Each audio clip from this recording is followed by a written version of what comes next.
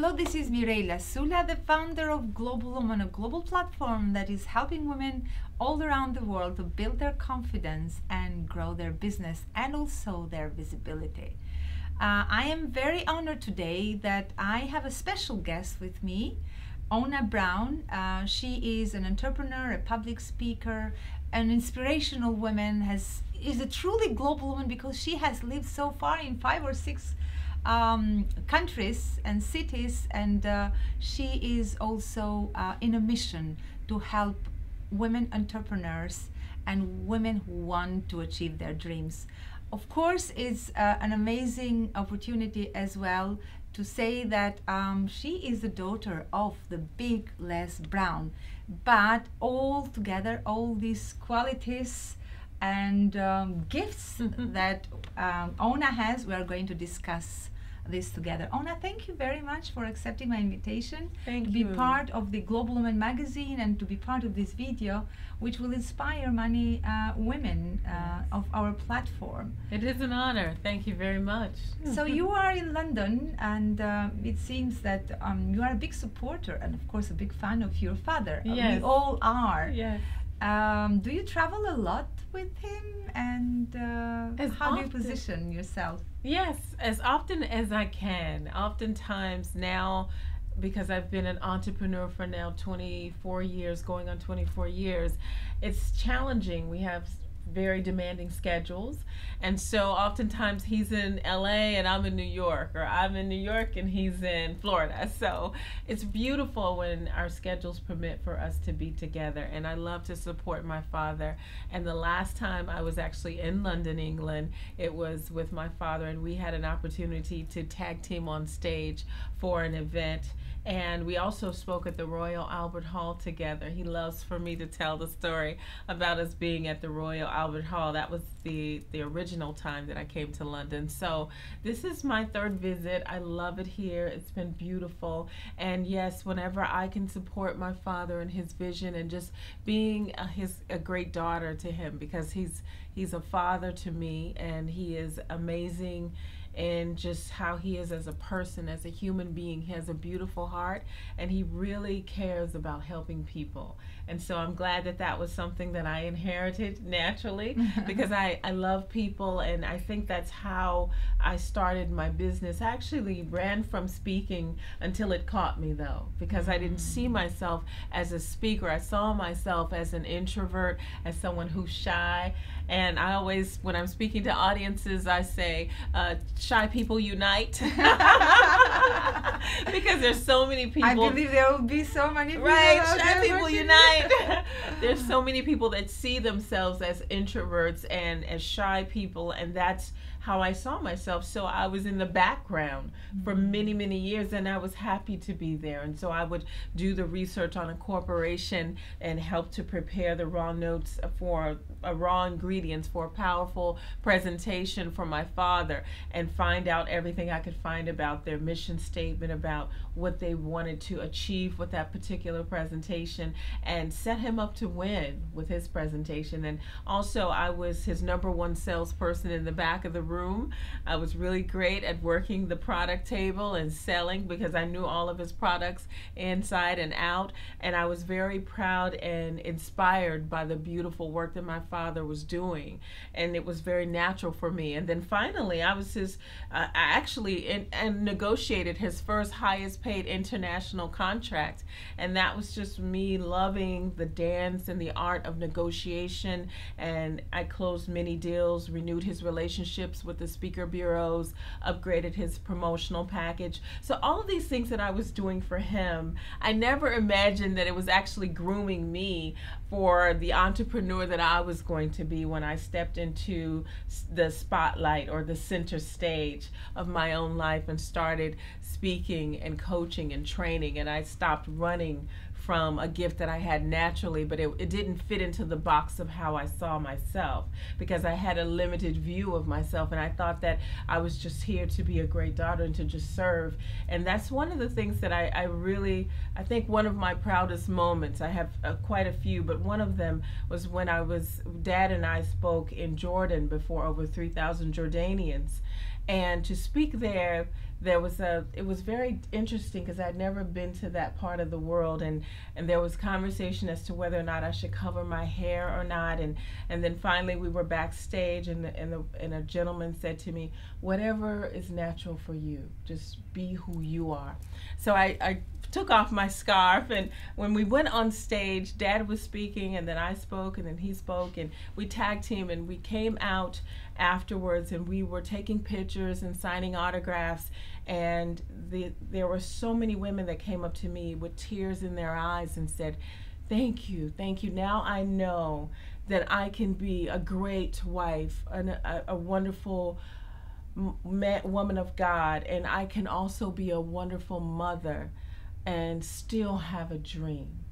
And that's was so beautiful to me, because I think oftentimes as women, being the natural nurturers, we have a tendency to feel as if it is our responsibility to take care of everyone else and uplift everyone in the family, and sort of get to ourselves at the bottom of the totem pole in our dreams if we have time. But it's okay to be all of that. We don't have to compromise or cancel out one or the other. That's such a beautiful message, Ona. Also, I'm very curious to know a little bit more of you and the relationship that you have created with your father, and how this is impacting the new greatest you. That you also have a book, The Greatest You. Yes. And can we know a little bit more about what is behind the greatest you, and behind the great relationship that you have with your father? Right. So my father and I, we have a very unique, special relationship, because I just adore who he is as a person. He has been doing such a beautiful work around the world for so many years, and it's amazing how you can go to different countries and say his name, and people will say, oh, I love him, he's amazing, oh, this man touches me, you know. So it's people that have relationships with him because they've been introduced to him through cassette tapes. Younger people won't know what I mean by that, but cassette tapes and CDs and videos and things of that nature. So whenever we get an opportunity to spend quality time together, there's a lot of laughter, there's a lot of fun, there's a lot of in-depth conversation about life and the meaning of life, the purpose of each and every one of us, and why we're here, what are we here to do, and how can we do it in a powerful way, how do we overcome the various challenges that life throws at us. And so we have a great time, and it's just beautiful, and it's really fascinating, the type of connection that I have with my father. He's not just a father, he's also a friend. That's very beautiful, to make your father as a friend. And also we were talking before how important it is to kind of open yourself with the world and do great things in the world and discover the greatest you. But also sometimes we need protection, and it feels like it's so good to have you for less. And also, but yourself, sometimes you feel that where you balance, where you position yourself. How does it feel now being so important for the world, for people that are inspired by you, but where do you get the source for yourself as well? Right, great question. One of the things that I've been teaching for over 24 years now is the importance of pouring into you. And I have a saying that I'll have the audience repeat, and that is, you can't pull anything out of an empty bag. And that's just very true. We can't get ourselves in a place where we find that we are mentally and emotionally and spiritually malnourished, because we've allowed our tank to get on E, and we find ourselves on the side of the freeway of life, hoping that someone will pull over and save us with our hazard lights on. That's not what we are here to do. And I think the challenge is that when we burn ourselves out, then we have to find a way to replenish and renew and recharge and really fill up our tank, because it's up to us to set ourselves up to win. And when you're doing what you love, you have to be even more careful, because the reality is you don't have any desire to stop. You can just go and go and go, and you won't even realize or know why you're off your game. I have had times where I've lost my mojo, and I realized that I was not in the zone. I was not in my place of power because I had not taken the time to give myself what I need in order to be at my highest place or my highest best. And so we want to give from our overflow. When you give from your overflow, then that means that you have an abundance to give and you're not depleting yourself. And so how do you do that? One of the things that I talk about in the book, Discover the Greatest You Ever, is knowing what your smile makers are, because each and every one of us have smile makers. And so for me, spending quality time in just silence is so beautiful, with no technology, no tail eye vision, just anything that's beautiful. That helps me. Being able to go to the ocean, which I call the ocean my boyfriend, and just be able to hear that quiet movement of the ocean and the birds flying over, that's just is so still and it's divine. And so those are things. I like being in nature. I like dancing to salsa. I like moving my hips. I like doing things, a bubble bath with incense and candles.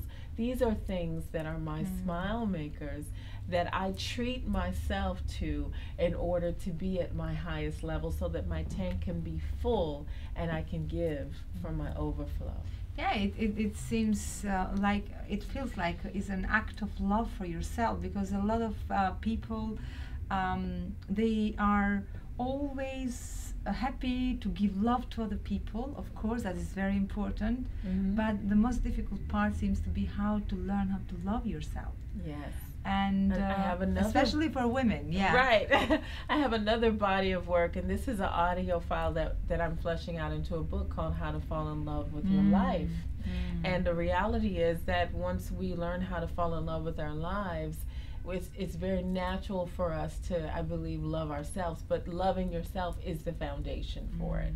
And oftentimes we think, sure, I love myself. I get my nails done.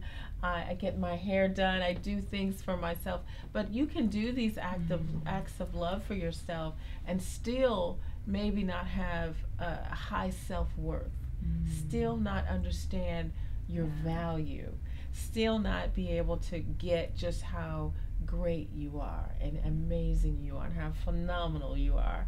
And so we need to make sure that we do things to build that up, because as we're moving through life, there are things that will happen that will tear away at our self-worth and our self-value, and oftentimes we may not even be conscious of it. Is this an inner job that it has to start from within? Yes. And because that's so, of course, we know as women, we want to look beautiful, to look after our body, to look after ourselves. But one very important thing is how we look after our mind, our heart, exactly, our source inside. So what is your input on that? I believe that is so important. We can do all the things on the outside, but if we forget the inside, it's like having a beautiful cover of a book and you open it up and the pages are blank. There's nothing here.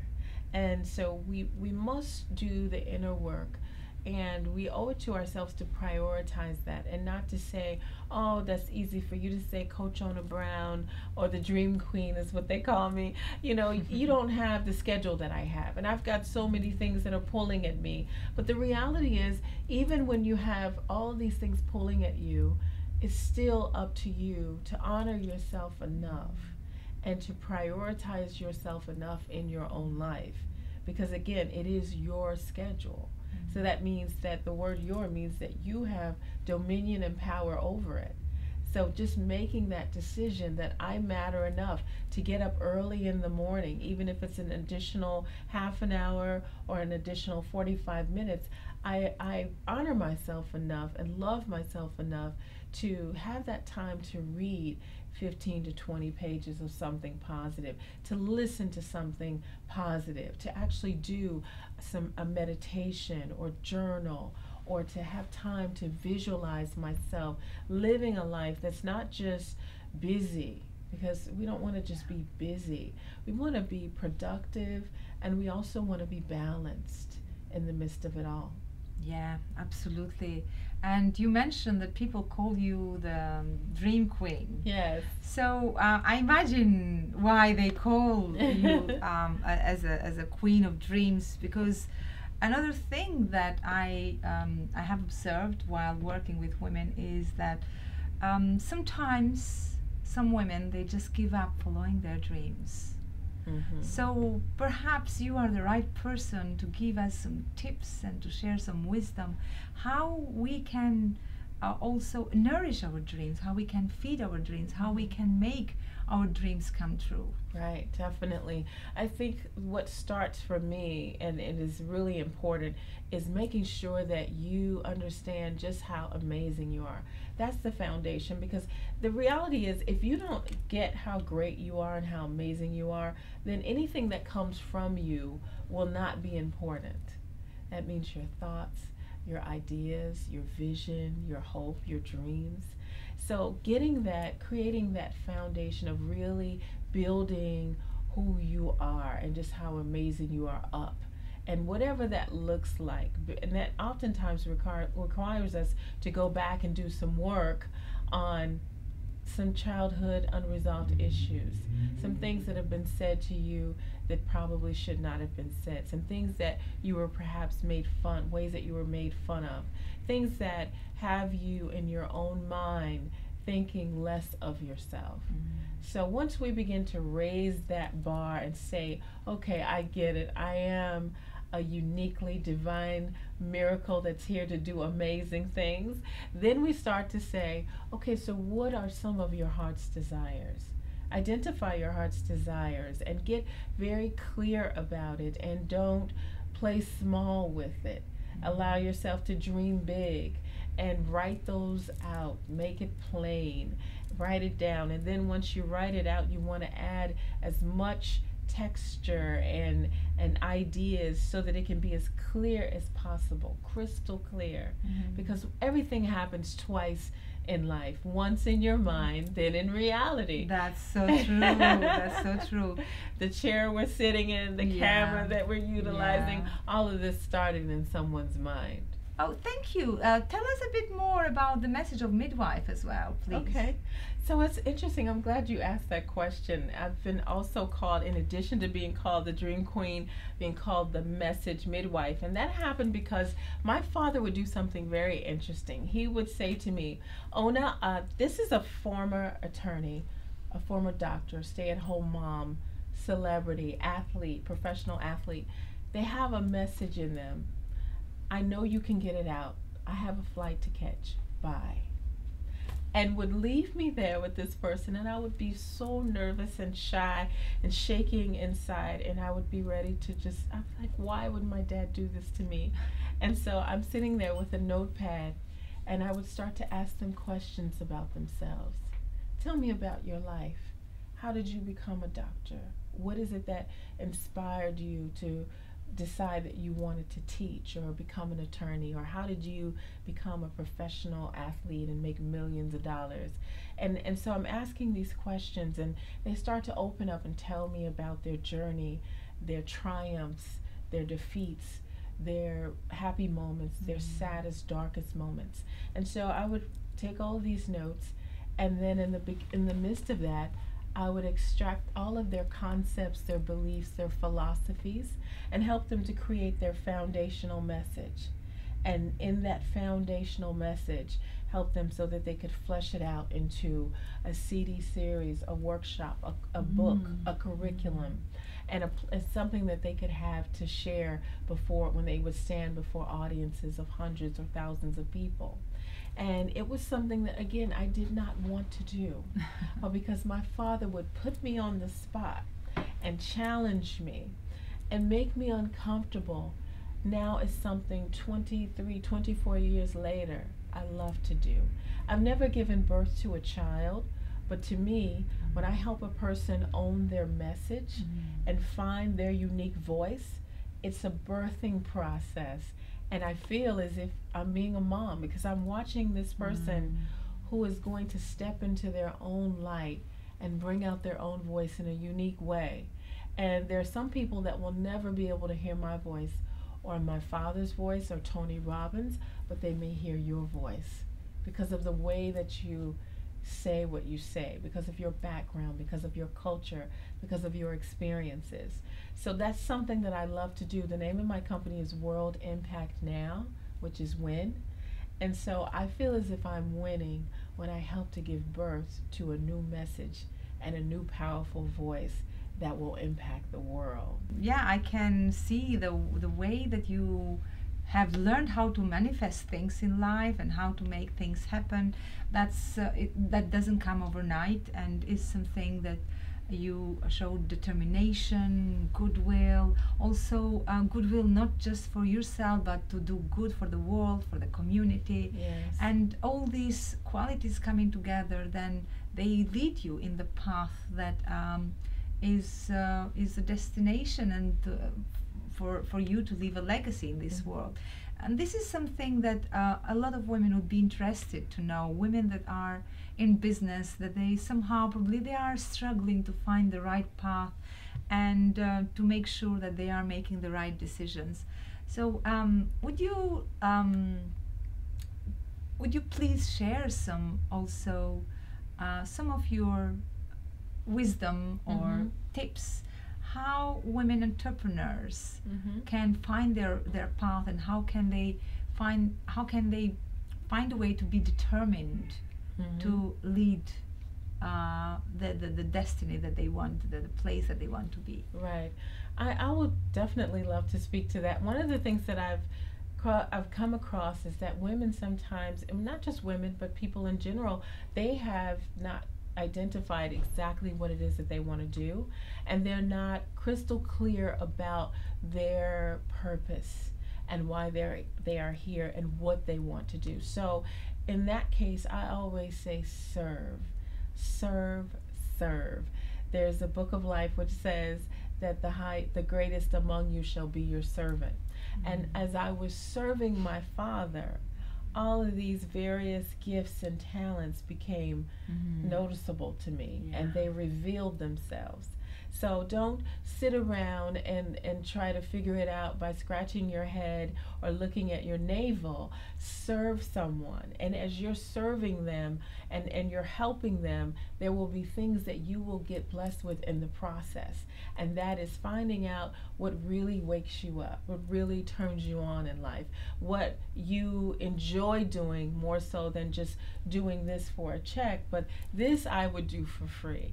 That's where your place of power is. So being able to identify that. Now, once you identify what your place of power is, you would think, okay, well, I've gotten that, I've gotten my purpose, I'm clear about what I want, and now I'm stepping into entrepreneurship and my life's gonna be easy, right? No. Not at all. That's when the real journey begins. That's when it gets really tough, because there's still going to be all types of things that are going to happen in the process. There are going to be setbacks and delays and disappointments. There will be people that you thought you could count on that won't be there for you. There are going to be times when you think that the deal is done and you've already started spending the money, and then it goes through and falls through. So that's a part of life, and that's a part of the process, and that's how you grow. And I love the way that you experience it, the way that you perceive things while doing the business, because some women take it so serious. Are you suggesting that sometimes we have to take even our business spontaneous and enjoy the process, even the challenges, and love and make an ease on the process, because sometimes we just take it so serious? We cannot do that. The reality is, it's about detachment. Don't be so attached to the outcome that you miss the journey of life, because really the journey is really what it's about. I know we think that it's the destination, and the journey of enjoying the entrepreneurship journey, right? And that does not come with a straight line. There are twists, there are turns, there are valleys, there are peaks.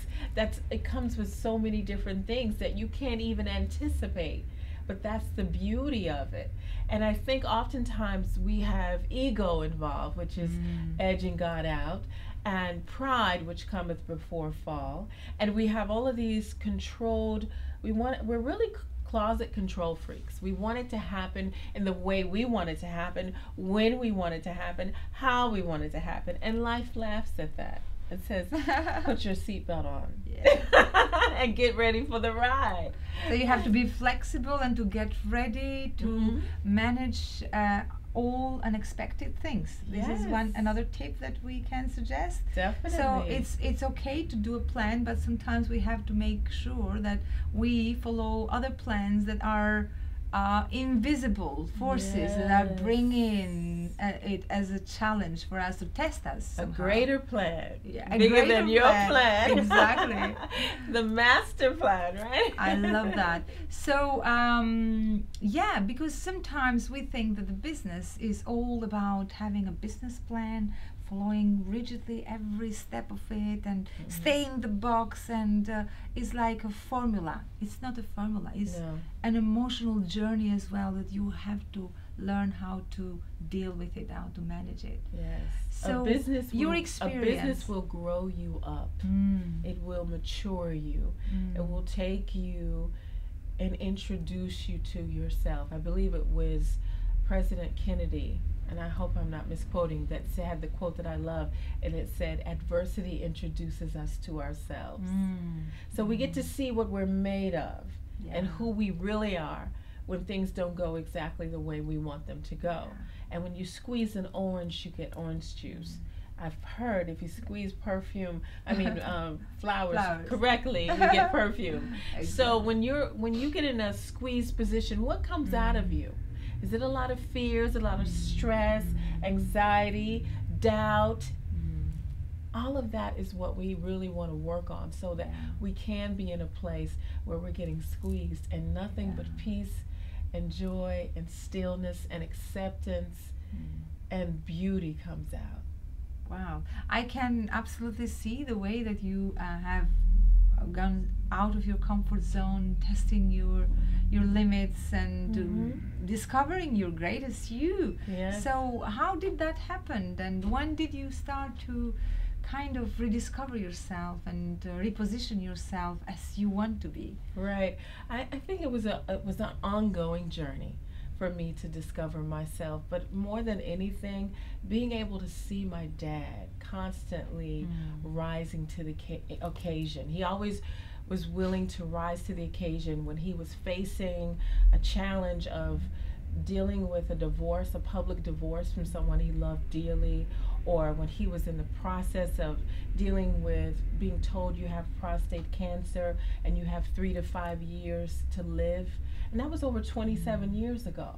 And what we had to do in order to set his body up to win and help him to become who he needed to become in order to still be here, and have doctors scratching their heads like, I don't know how you're still here. Wow. You're a miracle, right? So he's always been in this place of being willing to rise to the occasion.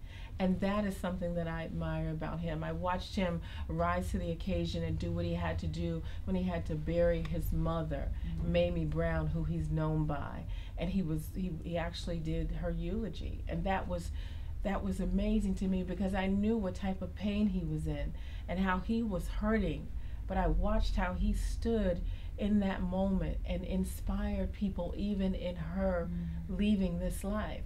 So when you have someone like that, and then my mother is amazing. I get it from both sides. My mother is amazing. She's unstoppable. Great role models. She's creative, she's powerful, and having her just always making a way out of no way and finding ways to create what I call turn water into wine. It's just, she's an amazing mom. And this is something that I've always felt, well, when I grow up, I want to be just like them. I want to become this powerful woman that's unstoppable. How does it feel when you have very powerful parents and you probably want to become like them, but you feel the pressure of, would I be good enough exactly as they are? Right. How is this feeling? It's very challenging, and I've met quite a few descendants of great, powerful people, celebrities, well-known, successful people, and I've always been able to have those conversations of how are you finding your way, because I know what it's like. I was in that place of really being challenged to find a way to shine my light in the midst of my father's gigantic shadow, and to see that I still had value. I didn't think that anyone would really value what the little country girl Ona from Kentucky would have to say in comparison to the great Les Brown, who's been named one of the top 5 speakers in the world. Who would want to hear what she has to say? Why would that be important in comparison? But what I realized, it wasn't about comparing. It's never about comparing. You don't have to compete, just complete. Yeah. Because what you have to give, no one else in the world can give it in the way that you can give it, because we're all uniquely and divinely made. Yeah. And so finding a way to actually own your own gift. And so Dad has been traveling the world telling people for years that they can live their dreams, and I have taken the baton, and I'm continuing that legacy by telling them that they can own their dreams with Ona Brown.